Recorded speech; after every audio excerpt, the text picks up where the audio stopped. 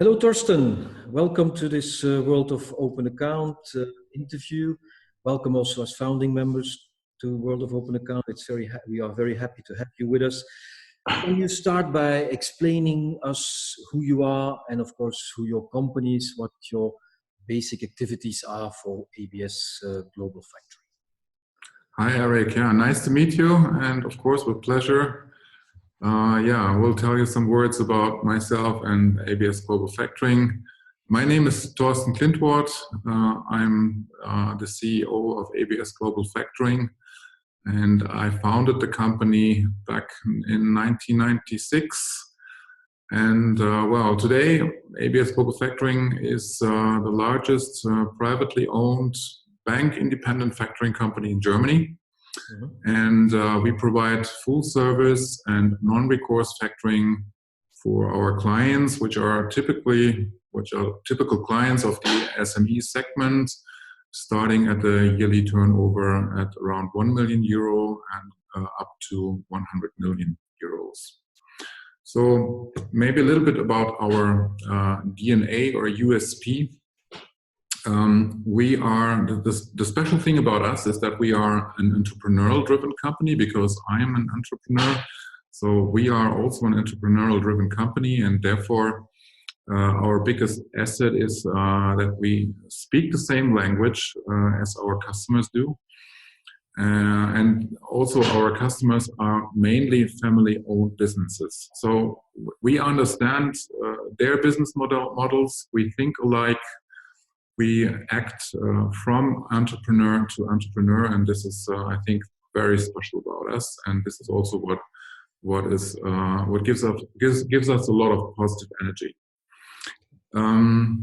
If you want to be in an entrepreneurial environment, you need to be flexible when it comes to being close to the clients and when it comes to developing solutions for them. And maybe it's a good term if you say that we are trying to do everything that is resulting in a 360-degree view in order to find the best possible way to solve the client's demands. Some words where we are at the moment.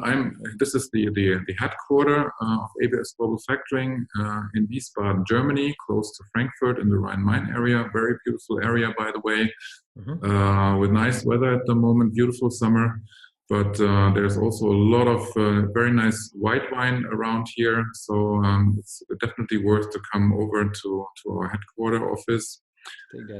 Furthermore, we run 4 different subsidiaries with which we cover 7 different markets all across Europe. But mainly, let's say, the focus is on the German-speaking area, which is Germany, Austria, and Switzerland.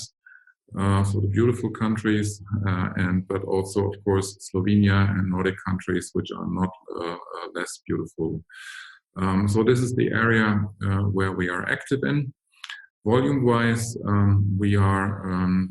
this year we will be around 2.6 billion euros, and we do that with 100 very good employees that I'm very proud of in 5 different locations. Okay. Thank you very much for this overview, and indeed, congratulations on the evolution of your company, 2.6 billion euros of turnover, 100 people. It's very important.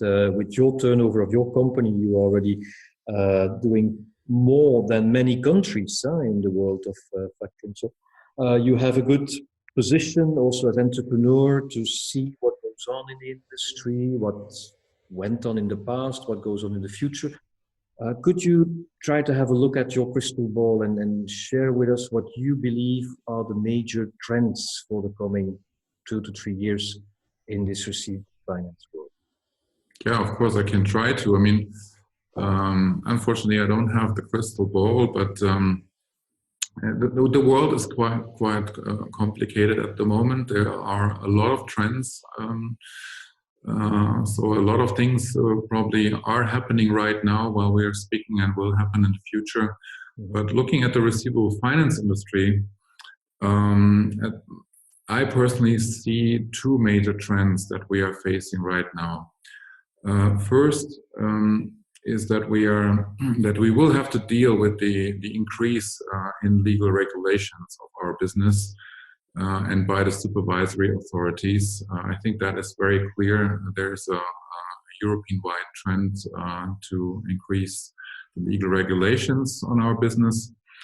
But second, also a very important trend that we see right now is that the digital disruption is happening right now, and I think this digitalization will change nearly every single process along the life cycle of a trade receivables. So new technologies, new market players will arise, and they will change the face of the whole industry. That's what we think. And of course, so the result will be that the demands of our clients in terms of comfort, in terms of transparency and speed, that will increase simultaneously at the same time.